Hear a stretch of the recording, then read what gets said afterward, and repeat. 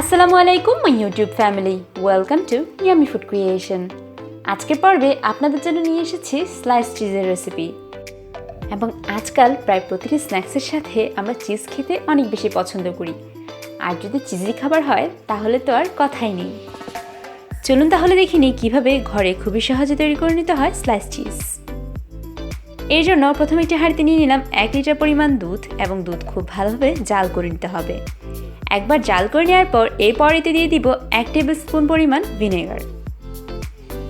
এখন একটি স্প্যাচুলার সাহায্যে ভিনেগার এবং দুধ খুব ভালোভাবে মিশিয়ে নিব। এরপর এর সাথে আরও দিয়ে দিব 1/2 টেবিল স্পুন পরিমাণ ভিনেগার। আবারও খুব ভালোভাবে মিশিয়ে নিতে হবে।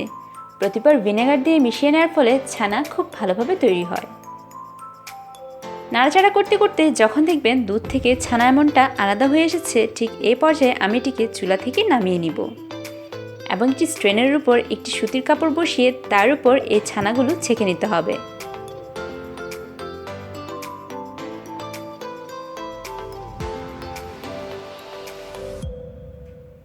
এখন এই ছানাগুলোকে পানি দিয়ে ধুয়ে নিতে হবে এবং অবশ্যই চেষ্টা করবেন ঠান্ডা পানি ইউজ করতে।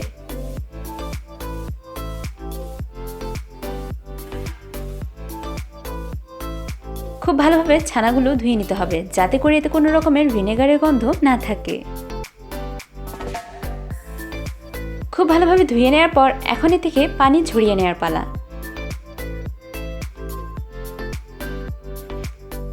হাতের সাহায্যে খুব ভালোভাবে চেপে চেপে এ থেকে পানিগুলো বের করে নিতে হবে, যাতে করে ছানা একদম ড্রাই হয়ে যায়।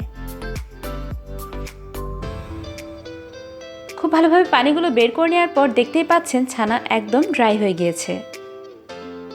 কনসিস্টেন্সিটা ঠিক এমনটা হবে।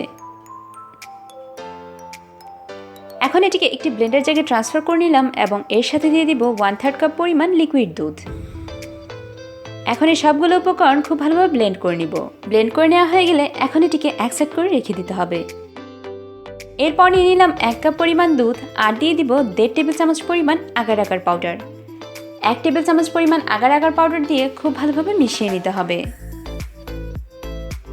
এরপর বাকি 1/2 টেবিল চামচ পরিমাণ আগার আগার দিয়ে আবারও খুব ভালোভাবে মিশিয়ে নিতে হবে।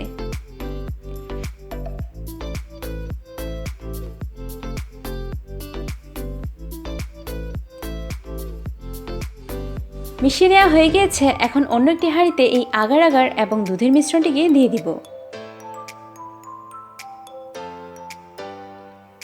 এখন এটিকে খুব ভালোভাবে গরম করে নিতে হবে, যতক্ষণ না পর্যন্ত হালকা একটু বলক আসে।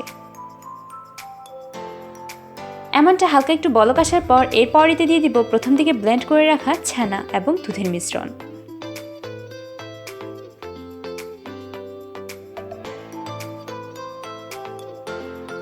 আবারও সবগুলো উপকরণ খুব ভালোভাবে মিশিয়ে নিতে হবে।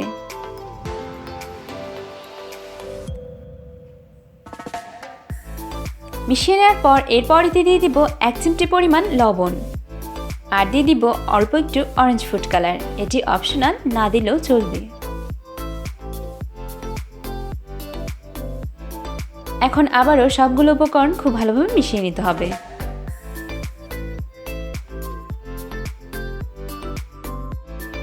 মেশাতে মেশাতে যখন এর মধ্যে আর কোনো রকমের লাম্পস থাকবে না এবং খুবই ঠিক একটি কনসিস্টেন্সি তৈরি হবে, ঠিক এই পর্যায়ে এটিকে আমি চুলা থেকে নামিয়ে নিব।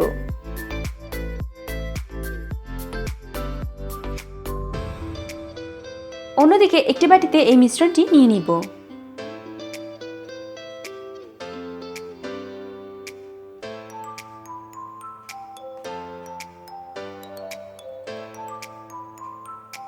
এখন একটি স্প্যাচুলার সাহায্যে উপরের দিকটা একদম স্মুথ করে নিতে হবে। এখন এটিকে সেট করার পালা। এটিকে আমি ফ্রিজে রেখে 40 মিনিট পর্যন্ত সেট করে নিব। 40 মিনিট পর আমার স্লাইস চিজ সম্পূর্ণ তৈরি হয়ে গিয়েছে। এখন এটিকে কেটে আমি আপনাদেরকে দেখাচ্ছি ঠিক কেমনটা হয়েছে।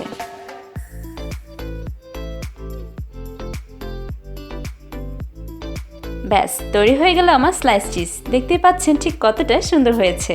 তবে আপনারা চাইলে আরও পাতলাভাবে এই চিজটি তৈরি করতে পারেন।